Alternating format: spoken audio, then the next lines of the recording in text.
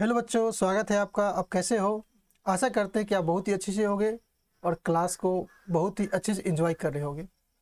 तो बच्चों, कल के क्लास में हमने बात किया था क्लोरीन के बारे में कि क्लोरीन क्या है और उसका निर्माण कैसे किया जाते हैं, उसके फिजिकल और केमिकल प्रॉपर्टी क्या होते हैं। इन सभी चीज़ों के बारे में हमने कल के क्लास में बात किया था। अब हम आज की क्लास में बात करेंगे हम हाइड्रोजन क्लोराइड के बारे में।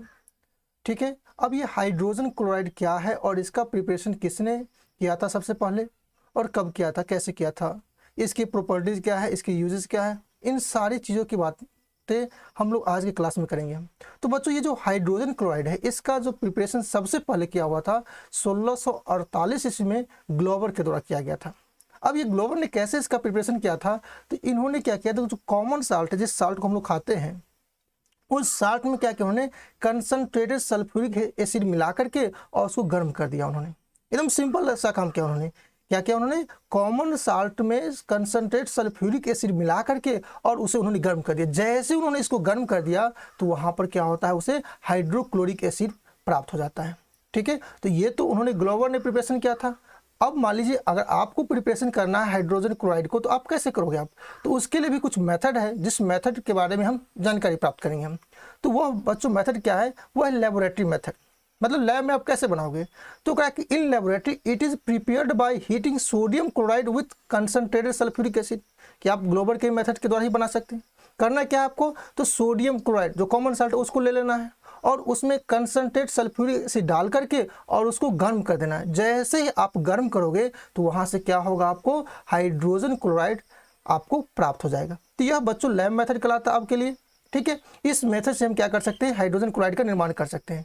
अब जैसे हम इसको रिएक्शन के रूप में दिखाएंगे तो कैसे दिखाएंगे, तो यहाँ पे हमने NaCl ले लिया, सोडियम क्लोराइड ले लिया और उसको क्या किया हमने, कंसंट्रेट सल्फ्यूरिक एसिड के साथ 420 केल्विन पे गर्म कर दिया। ऐसे जैसे ही करते तो बच्चों यहाँ से क्या होता है, आपको यह सबसे पहले तो बनाता है सोडियम हाइड्रोजन सल्फेट और HCl बनाता है। अगर फिर इसे हम सोडियम क्लोराइड के साथ ट्रीट करेंगे 827 केल्विन पर, तो क्या होगा बच्चों, फिर यहाँ से आपको ये सोडियम सल्फेट बना लेगा और HCl बना लेगा। तो इस तरह से हम कह सकते हैं कि ये जैसे हम सोडियम क्लोराइड को कंसंट्रेट सल्फ्यूरिक एसिड के साथ गर्म करेंगे तो दो मॉलिक्यूल क्या होगा, आपको हाइड्रोजन क्लोराइड प्राप्त हो जाएगा। तो यह बच्चों कहलाता है लेबोरेटरिकल मेथड और इस तरीके से हम हाइड्रोजन क्लोराइड को बनाते हैं। ठीक है। अब कह रहा है कि यहाँ से जो HCl गैस निकलेगा, तो यहाँ पर मान लीजिए हो सकता है नमी हो इसमें, तो उसे हमें सुखाना है। तो सुखाएंगे फिर कैसे, तो आपको पता ही है कि कंसंट्रेट सल्फ्यूरिक एसिड क्या होता है, आपको वाटर के प्रति एफिनेशन ज़्यादा होता है ना। तो जिसके कारण से क्या होगा, जैसे इसको हम क्या करेंगे, कंसंट्रेट सल्फ्यूरिक एसिड से गुजारेंगे तो वो क्या हो जाएगा, सूख जाएगा। उसमें जो भी नमी होगा वो सारे नमी खत्म हो जाएंगे और वो ड्राई स्टेट में आपको प्राप्त हो जाएगा। तो इस तरह से हम क्या कर सकते हैं, HCl को ड्राई कर सकते हैं। अब बच्चों इसका फिजिकल प्रॉपर्टीज क्या होगा, तो इसका जो फिजिकल प्रॉपर्टी है फर्स्ट करा है कि it is colourless and pungent smelling gas. यह कैसा होता है, आपको रंगहीन और बदबूदार स्मेल देने वाला क्या होता है, यह गैस होता है। कौन, तो हाइड्रोजन क्लोराइड। इसके अलावा सेकेंड पॉइंट क्या करा है, it is easily liquefied to a colourless liquid. अगर मान लीजिए इसको हम क्या करेंगे, लिक्विफाइड करने का प्रयास करेंगे तो ये रंगहीन लिक्विड प्राप्त हो जाएगा। अगर फिर इसे हम क्या करेंगे और ये ठंडा करेंगे, हम फ्रीज करेंगे, तो बच्चों क्या हो जाएगा, यह वाइट क्रिस्टलाइन सॉलिड प्राप्त हो जाएगा। जिस तरह से आप देखते हो ना कि वाटर वेपर एयर में उसको जैसे कंडेंस करते हो तो क्या होता है, वो आपको लिक्विड बन जाता है जो कलरलेस होता है। फिर अगर उसको आप ठंडा करते हो, फ्रीज करते हो, तो क्या होता है, वो एकदम बर्फ के रूप में बन जाता है। सेम वैसे ही बात क्या होती है, आपको हाइड्रोजन क्लोराइड के साथ भी होती है। इसके अलावा नेक्स्ट पॉइंट क्या कर रहा है, it is extremely soluble in water and ionises as below. यह आपको पानी में क्या होता है, घुल जाता है और वो आयोनाइज हो जाता है। जैसे देखिए यहाँ पर हमने HCl लिया और इसको वाटर में हमने क्या कर दिया, घुला दिया। जैसे ही बच्चों घुलाएंगे तो क्या हो गया, हाइड्रोनियम आयन देगा और क्लोराइड आयन देगा। ठीक है। इसके अलावा यहाँ पर जो कह रहा है कि इसका जो डिसोसिएशन कांस्टेंट का बच्चों देख रहे हो, इसका मान क्या है, 10⁻⁷ है। तो करा कि high value of dissociation constant indicates that it is a strong acid in water. कि वाटर में डालने पर यह क्या होता है, आपको स्ट्रॉन्ग एसिड हो जाता है। अब ये बात कैसे पता चलता है, तो इसका जो डिसोसिएशन कांस्टेंट का वैल्यू जो देख रहे हो आप 10⁻⁷ है, इससे हमें यह इस बात की जानकारी मिलती है। अब हम बच्चों बात करेंगे इसके केमिकल प्रॉपर्टीज के बारे में कि इसकी केमिकल प्रॉपर्टी क्या है। तो इसमें सबसे पहला जो बच्चों है वह रिएक्शन विथ अमोनिया। अगर यह अमोनिया के साथ रिएक्शन करेगा तो क्या देगा, तो कहा कि it react with ammonia and gives white fumes of ammonium chloride. जैसे ये अमोनिया के साथ अभिक्रिया करेगा बच्चों हाइड्रोजन क्लोराइड, तो क्या देगा आपको, वहां से उजला रंग का धुआं निकलने लगेगा। किस चीज का, अमोनियम क्लोराइड का निकलेगा। तो आप यहाँ पर देख सकते हो रिएक्शन के रूप में ये हमने ले लिया, अमोनिया ले लिया, और इस अमोनिया को क्या करें हम, HCl के साथ ट्रीट करें। जैसे हम HCl के साथ ट्रीट करते हैं तो यह क्या होता है, अमोनियम क्लोराइड बनाता है, जो क्या होता है, व्हाइट फ्यूम्स के रूप में वहां से निकलता है। दूसरा हो गया बच्चों फॉर्मेशन ऑफ एक्वा रेजिया। इसको आप अच्छे समझिए, एक्वा रेजिया क्या होता है, इसको हिंदी में बोलते हैं अम्लराज बोलते हैं। अब क्या होता है बच्चों, आप चले जाओगे सोनार के पास, आपके पास मान लीजिए मम्मी के पास गहना है या जो भी ज्वेलरी आइटम है, मान लीजिए वो बहुत पुराना हो गया, तो क्या होगा, उसका कलर थोड़ा सा फीका हो जाता है, तो आप चाहते हो कि ना वो चमचमाता रहे आपको। तो अब जैसे जाओगे सोनार के पास, सोनार क्या करेगा आपको, उसको एक ऐसा सोल्यूशन ले लेगा, उस सोल्यूशन में डाल करके ब्रश से रगड़ के साफ कर देगा वो, और फिर क्या होगा, वो चमचमाने लगेगा आपको। अब वो बच्चों जो वो जो सोल्यूशन लेकर के वो चमचमाया, वो क्या होता है आपको, एक्वा रेजिया होता है। अब वो एक्वा रेजिया बनाता कैसे है, तो देखो यहाँ पे क्या करा है कि when 3 parts of concentrated HCl, उन्होंने क्या किया, 3 हिस्सा क्या लिया, वो HCl कंसंट्रेट फॉर्म में ले लिया, और एक पार्ट क्या किया उन्होंने, HNO3 ले लिया। मतलब रेशियो क्या हो गया, 3:1, मतलब 3 भाग लिए हमने हाइड्रोजन क्लोराइड का और 1 भाग लिया हमने HNO3 का। दोनों क्या लिया हमने, कंसंट्रेट फॉर्म में लिया। इसको जो बच्चों मिला देते हैं तो क्या हो जाता है, आपका एक्वा रेजिया तैयार हो जाता है। इस तरह से हम एक्वा रेजिया बना लेते हैं। और फिर यह क्या करता है, सोनार लोग इसका ज़्यादा इस्तेमाल करता है, ज्वेलरी को चमकाने में करता है। ठीक है, नेक्स्ट बच्चों हो गया इसका केमिकल प्रॉपर्टी, एसिडिक प्रॉपर्टी। अब इसका एसिडिक गुण कैसा होगा, तो कहा कि hydrochloric acid decomposes salt of weaker acid. यह आपको क्या होते हैं, बहुत ही ज्यादा स्ट्रॉन्ग एसिड्स होते हैं, जो क्या करता है, जो वीकर एसिड्स है उसके साल्ट जो होंगे उसको यह क्या करता है, डिकम्पोज कर देता है। जैसे यहाँ पर देखो हम ले लिया सोडियम कार्बोनेट ले लिया, यह क्या आपको, तो वीकर एसिड के साल्ट है। अब इसको जैसे हम क्या करेंगे, हाइड्रोक्लोरिक एसिड में डालेंगे तो क्या होगा, इसको बच्चों डिकम्पोज कर देता है, और डिकम्पोज करके क्या बना दिया इन्होंने, सोडियम क्लोराइड बना दिया, वाटर और कार्बन डाइऑक्साइड बन के निकल गया ये। इसके अलावा देखो दूसरा हमने ले लिया सोडियम हाइड्रोजन कार्बोनेट या सोडियम बाइकार्बोनेट ले लिया। इस सोडियम बाइकार्बोनेट में जैसे हम HCl डालेंगे तो ये क्या करेगा, इसको डिकम्पोज कर देगा, तो क्या हो गया, सोडियम क्लोराइड, वाटर और कार्बन डाइऑक्साइड बन के निकल गया आपको। तो इस तरह से हम कह सकते हैं कि यह आपको स्ट्रॉन्ग एसिड है, जो वीकर एसिड के साल्ट है उसको डिकम्पोज करने का काम करता है। नेक्स्ट एक और देखो आप, ये हमने सोडियम सल्फाइड ले लिया, और सोडियम सल्फाइड को जैसे हमने क्या किया कि HCl के साथ ट्रीट किया तो सोडियम क्लोराइड, वाटर और सल्फर डाइऑक्साइड बनकर निकल गया। मतलब जितने भी वीकर एसिड के साल्ट है उन सभी को क्या करता है, यह डिकम्पोज कर देता है। नेक्स्ट हो गया बच्चों एक्शन विथ फ्लोरीन। अगर हम इसको फ्लोरीन के साथ अभिक्रिया करेंगे तो क्या बनाएगा, तो कहेंगे fluorine can displace Cl2 from HCl। यहाँ पे बच्चों क्या होगा, डिस्प्लेसमेंट रिएक्शन हो जाएगा। और आपको पता है डिस्प्लेसमेंट रिएक्शन क्या होता है, कि जब एक more reactive element less reactive element को उसके साल्ट सोल्यूशन से डिस्प्लेस कर देता है तो उसे हम क्या कहते हैं, डिस्प्लेसमेंट रिएक्शन कहते हैं। तो यहाँ पर बच्चों फ्लोरीन क्या है, मोस्ट इलेक्ट्रोनिगेटिव एलिमेंट है, मोस्ट रिएक्टिव एलिमेंट है। फ्लोरीन क्या करता है बच्चों, तो वह डिस्प्लेस कर देता है किसको, हाइड्रोजन क्लोराइड में से क्लोरीन को, और वहां से क्या होता है, क्लोरीन गैस निकल जाता है आपको। तो ये अब जैसे देखो यहाँ पर हमने क्या किया, ये फ्लोरीन ले लिया और फ्लोरीन को क्या किया हमने HCl के साथ ट्रीट कर दिया, तो यहाँ से क्या हुआ, फ्लोरीन मोस्ट इलेक्ट्रोनेगेटिव एलिमेंट है, तुरंत क्या किया उसको, क्लोरीन को डिस्प्लेस कर दिया और उसके साथ वो तुरंत कंपाउंड बना लेता है। तो ये हो गया आपको।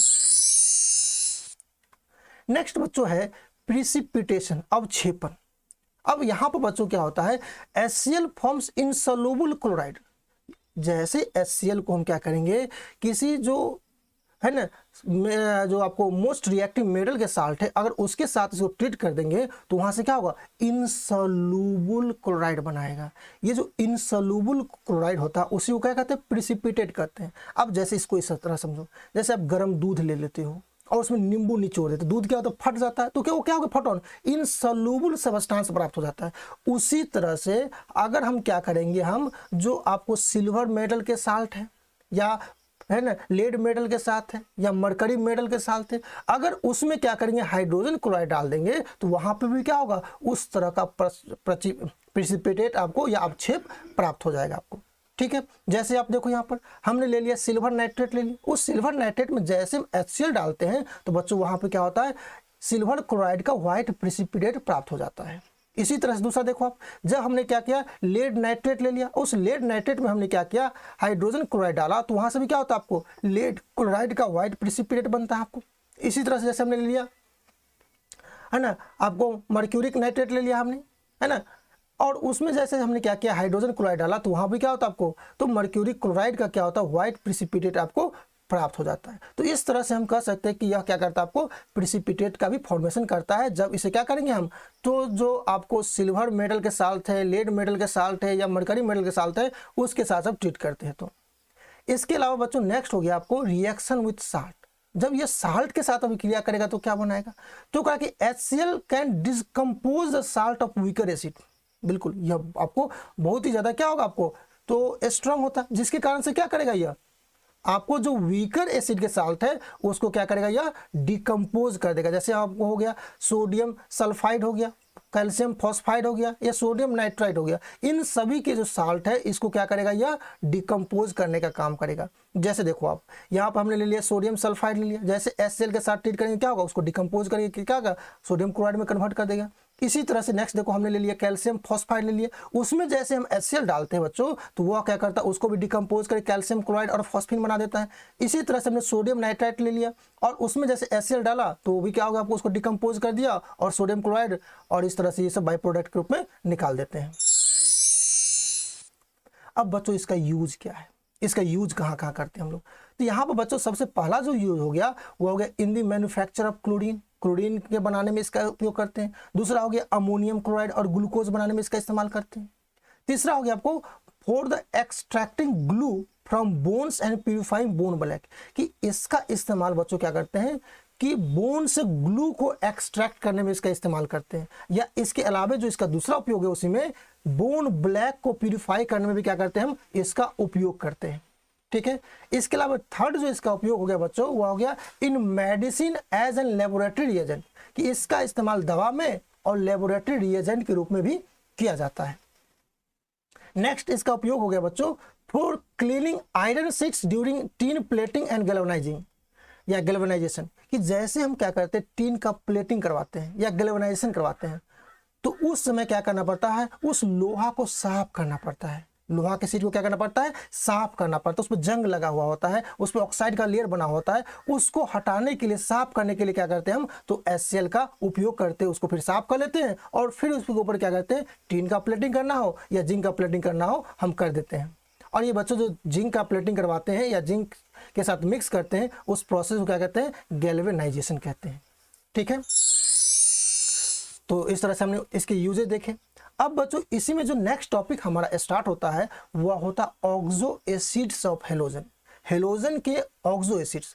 अब बच्चों ऑक्सो एसिड के बारे में तो आप बहुत ही अच्छे से परिचित हो गए होंगे कि ऑक्सो एसिड क्या होता है, कि जिसमें जो भी कंपाउंड हो और जिसमें सेंट्रल मेटल एटम का क्या हो, पॉजिटिव ऑक्सीडेशन स्टेट हो, तो वह बच्चों क्या कहलाता है, ऑक्सो एसिड्स कहलाते हैं। तो यहाँ पर देखिए हेलोजन के ऑक्सो एसिड के बारे में, जैसे देखिए यहाँ पर तो कहा कि fluorine it's only one oxo acid, fluorine क्या करता है, सिर्फ और सिर्फ एक ही ऑक्सो एसिड देता है, और वो क्या देता है, HOF।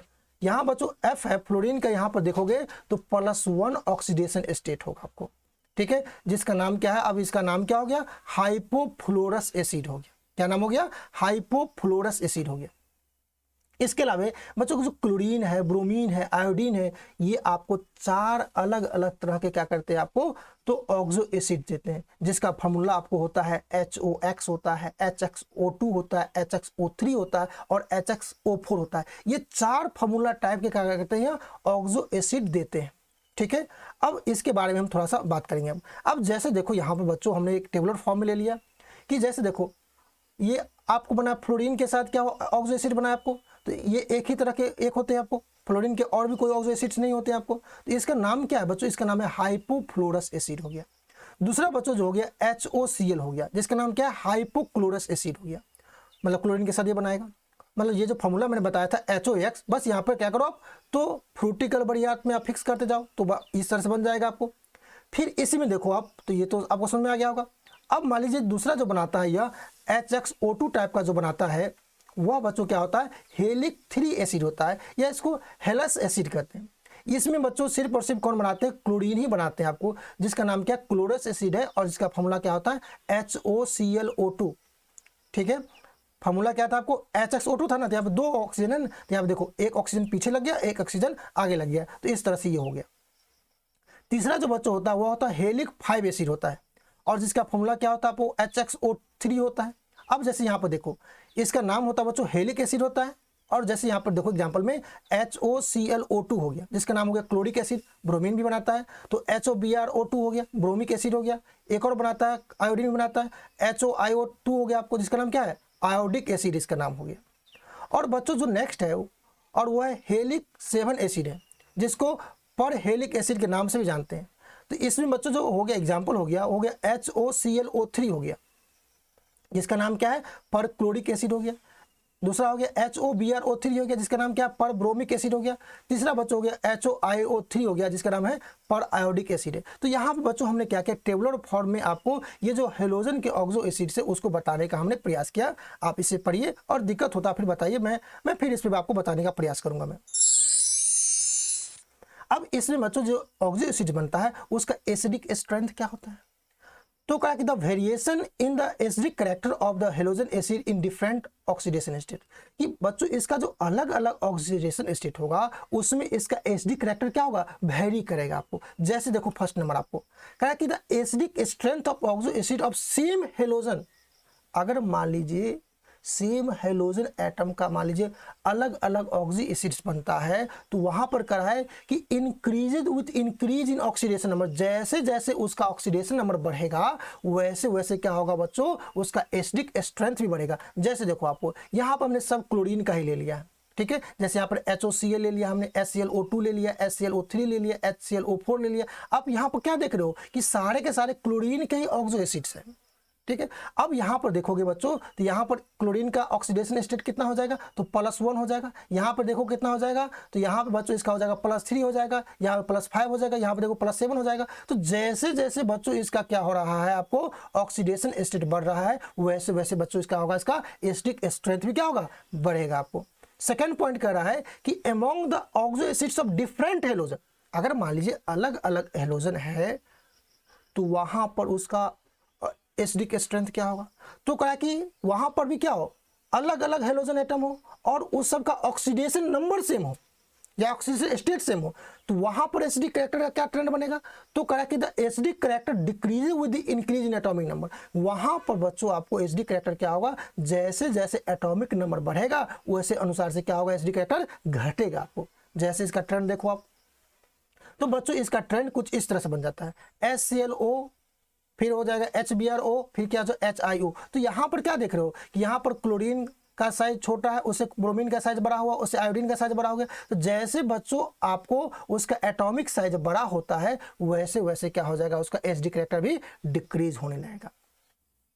तो बच्चों आज की क्लास में इतना ही रहेगा, आप यहाँ तक पढ़िए समझिए, और कहीं पर भी कोई डाउट होता है तो आप मुझे कमेंट करिए कि सर मुझे फलाने टॉपिक में समझ में नहीं आया या मैं वो समझ नहीं पा रहा हूँ। तो आप इस तरह से कमेंट करोगे तो मैं क्या करूँगा, अगले वीडियो में मैं आपकी बातों को रखूँगा और मैं उसे समझाने का प्रयास करूँगा।